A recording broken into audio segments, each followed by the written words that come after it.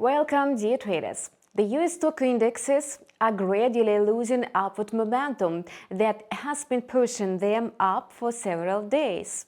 Yesterday, they snapped a two-day rally and closed with a slight decline of 0.2%. Interestingly, Asian stocks are still up, despite the first signs of pessimism on Wall Street. Stock markets of Japan, Australia and New Zealand are rising. Futures on the US stock indexes won back their 0.2% lows. And watch our video review and find out more interesting news. Let's get cracking! Overall, the equity market is gripped by uncertainty as the hopes for a possible shift to a dovish stance by the Fed have waned. As investors are uncertain about the future steps on a monetary policy, optimism is gradually declining. Besides, Fed policymakers once again made it clear that the Fed is committed to aggressive tightening. Speculators had to drop expectations that the Fed would shift to less aggressive tightening, as the Reserve Bank of Australia did. These illusions were dispelled by speeches of Fed policymakers. Daly and Rafael Bostic said that further rate hikes should continue. These statements were made following higher than expected ADP figures and the PMI Services Index. Strong readings indicated that the US economy remains stable, so it's too early to talk about a recession. Another reason for further rate increases was OPEC's decision to cut oil production by about 2 million barrels per day. A decline in the output is likely to trigger a surge in oil prices worldwide. For the central banks, including the Fed, this is a strong argument for further monetary tightening. Moreover, the Fed's commitment to a hawkish stance forced other regulators to follow suit. Westpac currency strategist Imre Speiser noted that it's one trade for the world. No one currency's interest rates are really able to go off and to do their own thing independently. The US dollar and the US Treasuries regained ground amid fading optimism on Wall Street. Yesterday, the greenback rose 1% against the euro and by 1.3% against the pound sterling. It's trying to maintain a bullish bias today, thanks to new hawkish remarks.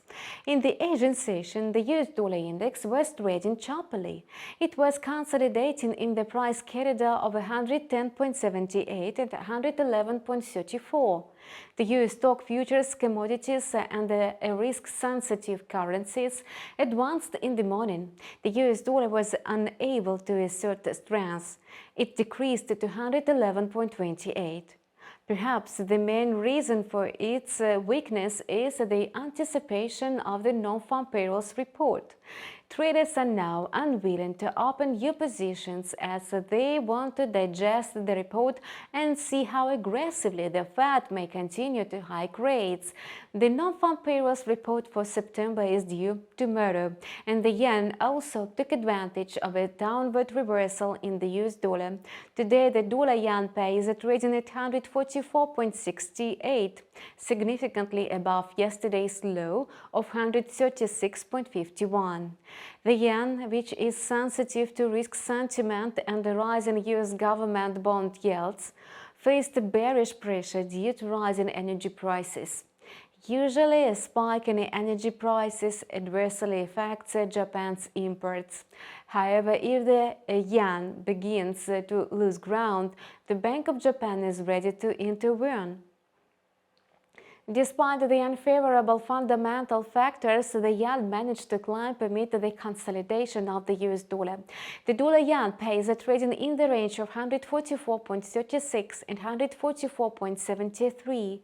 The Australian dollar also scored gains. Oil prices have been rising for the fourth session in a row.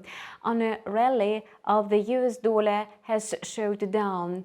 As a result, the US currency has slid into a sideways range. These are the bullish factors for the OC. In the Asian session, it recapped yesterday's losses. The AUD USD pair climbed to 0.6479, however the outlook for the pair is still bearish.